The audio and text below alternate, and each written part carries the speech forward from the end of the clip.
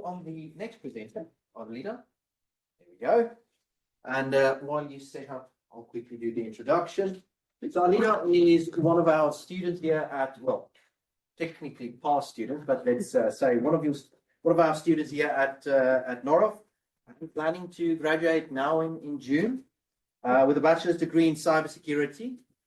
Now, during her final year of study, she worked part-time as a security analyst in a SOC, and she will transition to a full-time role at Orange Cyber Defense. So very, very interesting indeed. So she's going to talk to us about ransomware detection based on comparative hybridized analysis. Fantastic. Good luck.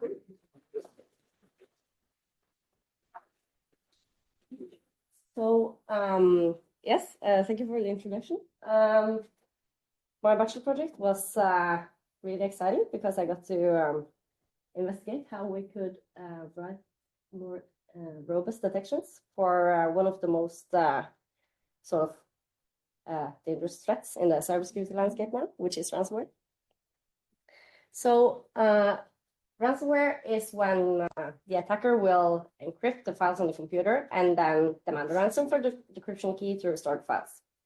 And this is serious enough in itself. But what we have also seen has happened is that they are doing double extortion attacks, which before they decrypt the files, encrypt the files, they are extracting the files. And then if the victim doesn't pay, they are also blackmailing the victim to pay even more ransom to not publish the files.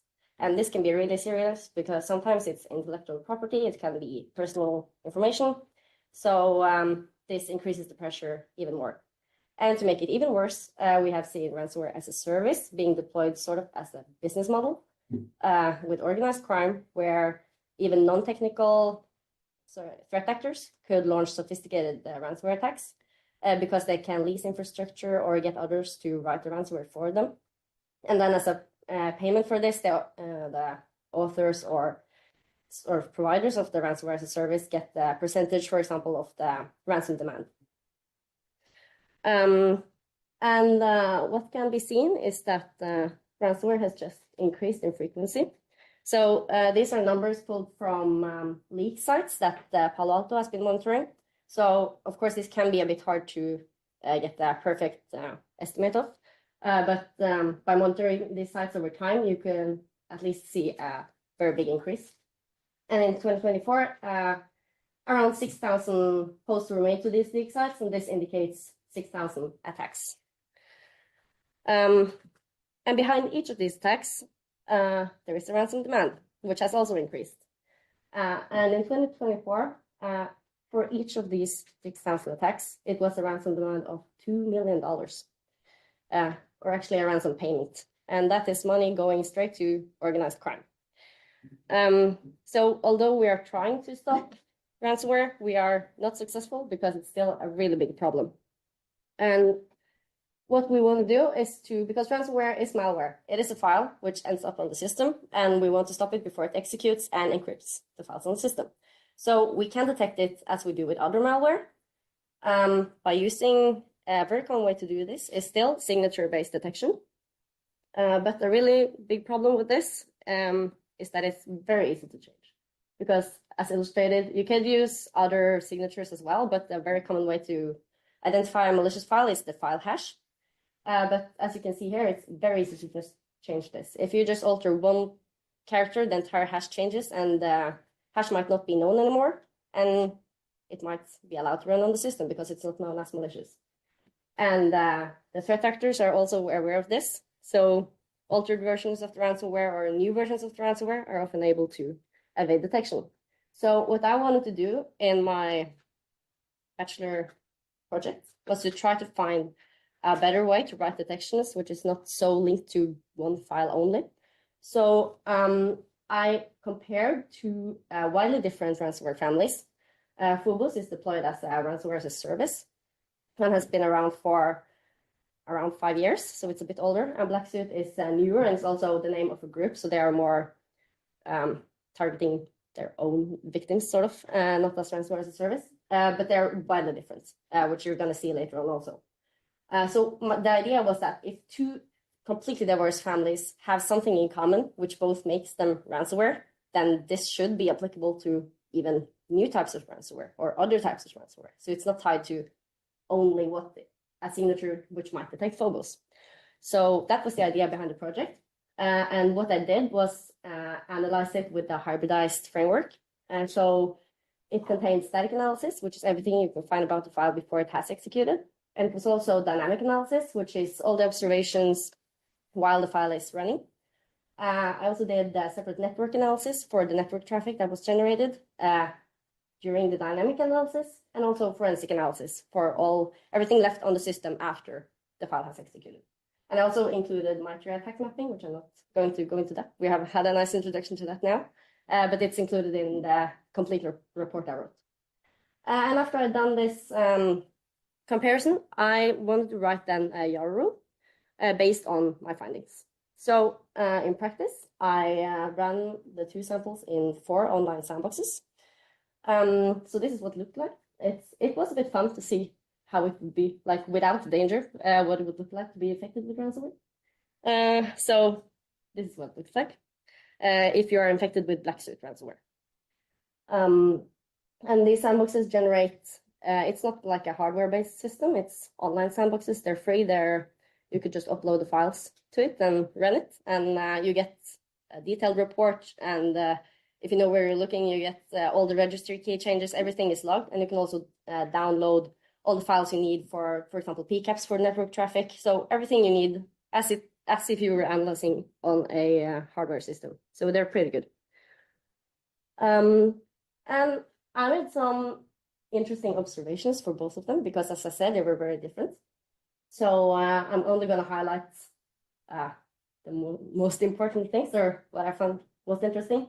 So phobos would use a pretty common, I would say, persistent mechanism. It would write itself to the startup registry key, which means that every time the computer starts, it will run certain programs automatically. And then in this case, it would run phobos ransomware whenever you start a computer, which is not good.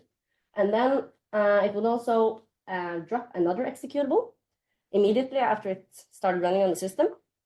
And this was a bit interesting because I analyzed this file separately, and it seems it's been dropped by over 9,000 other malware files.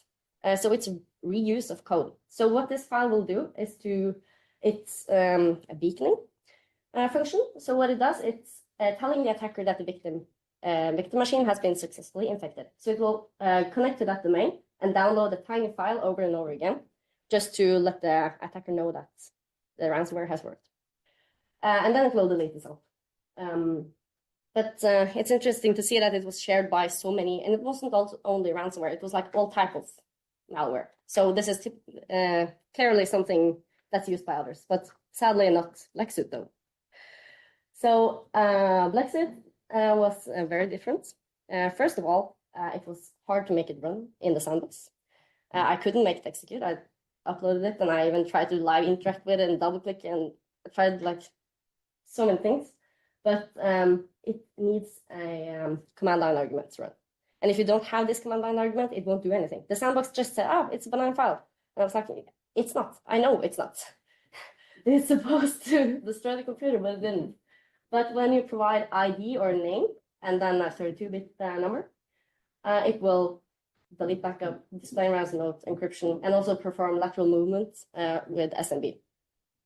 But this ID is also used, can be considered sort of a sandbox evasion, because if you were automatically just uploading it to a sandbox, for example, as an ADR could do, then it would say it's a benign file because you don't have that. It doesn't do anything.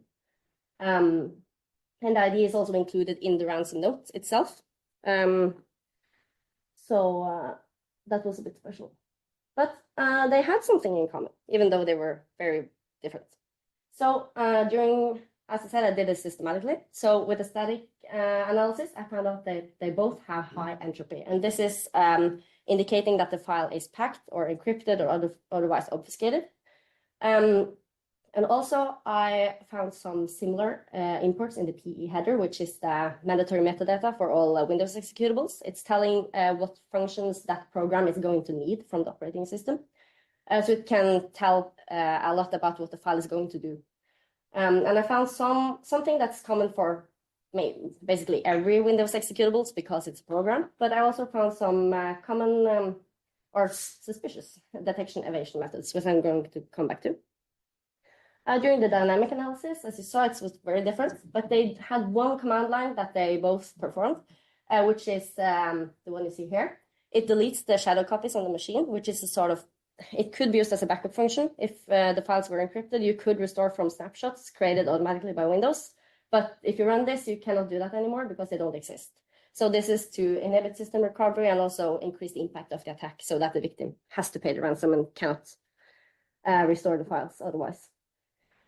During the network analysis, as you also saw, Phobos used the beacon and Blacksuit did not. But what they both did was using the deprecated NetBIOS protocol for some discovery purpose and also for what I believe is lateral movement. And Phobos even tried to execute code remotely because you could also do this with this protocol. Which is also why it's deprecated because it has some security issues. But in common, they both sent NetBIOS traffic over port 137. And during the forensic findings, I went through all the registry keys that was queried and altered because this contains a lot of important, all the functions, settings on the machine. And they queried some suspicious registry keys. For example, the ones you see up here is used to ensure that all files, for example, to be able to run, they need to be signed, but ransomware is not signed. So it needed to check these registry keys. And it also set it to allow untrusted traffic.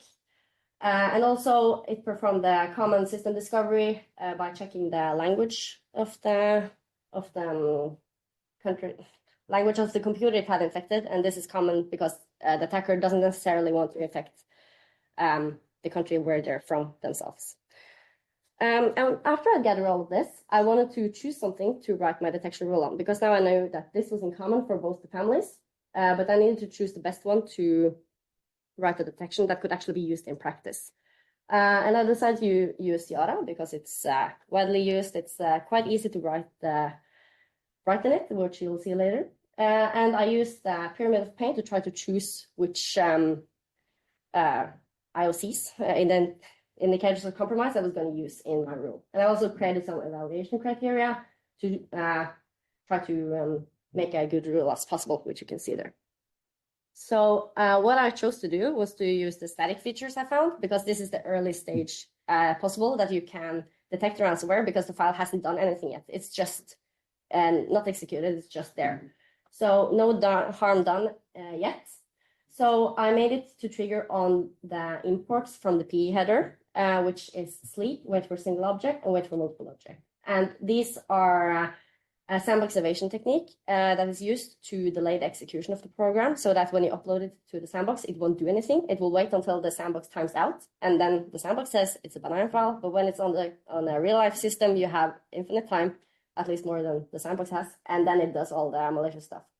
So just the presence of this, I found suspicious and made it to trigger on. And I also included the high entropy and some other things to make it a bit less prone to false positives. So a YAR rule can be really simple. It doesn't have to be long. So what you do here is you just make it, you can use the PE module, which then you can make it trigger on things in the PE header of the file. So this one just checks, it will flag the file if the kernel 32 DLL is loaded with the functional sleep, then it will trigger the file. So it's pretty simple. So my rule included a bit more stuff, but it's still very easy. You can write it in just a text editor, and you can use it for periodic scans if you make, you can make that yourself. It's also supported by a lot of EDRs, actually. And you could also just scan files or a folder if you found it suspicious or want to check if it's anything malicious in it. So yeah, the project as a whole was just trying to find a new way to sort of choose what indicators of compromise you're going to do. And it's also, I think it's a very realistic practical implementation of it, because when you have new malware, you need to analyze it to write a detection on it. But this is sort of a way to do it a bit more robust than just taking the hash or taking something only to that file, but which could actually be applicable to several files or to even altered versions of the ransomware or new. They are constantly developing the ransomware families over time. So yeah, and if you're interested to see the rule as a whole or also more practical implementations of the rules or framework, I have put a lot of stuff on GitHub for it. And if any questions or comments or anything, you could send me a message on LinkedIn. But